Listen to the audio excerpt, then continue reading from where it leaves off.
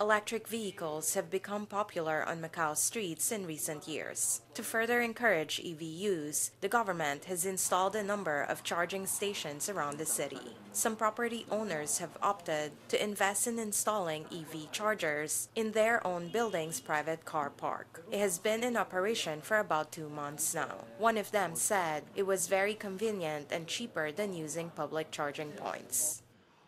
It depends on the number of users that would share the fees and the facilities of the building. We calculated that the fees would be similar to the cost of a vacation. Our apartment is quite good as the property right is simpler. Each parking space has independent property rights, so we didn't have to hold a plenary meeting to gather an agreement of a certain percentage in order to do the installation.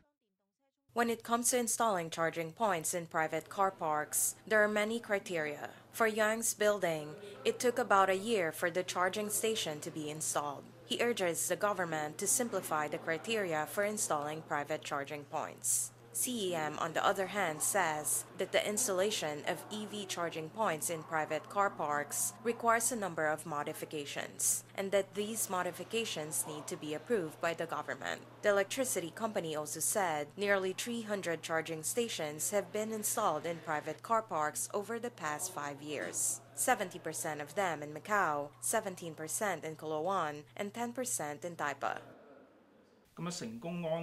Nearly 300 cases have been installed successfully. Around 55% were installed successfully after consultation. Basically, all clients who submitted their applications were able to install them successfully. It is because they have received the consultation and suggestion on the practicability of power supply. They have also submitted their plans to the Public Works Bureau, which have been approved. At present, the difficulty in general is to gather the approval of other property owners of the building. We suggest the property owners who are interested in installing private charging stations communicate properly with other property owners of the building and reach a consensus as early as possible.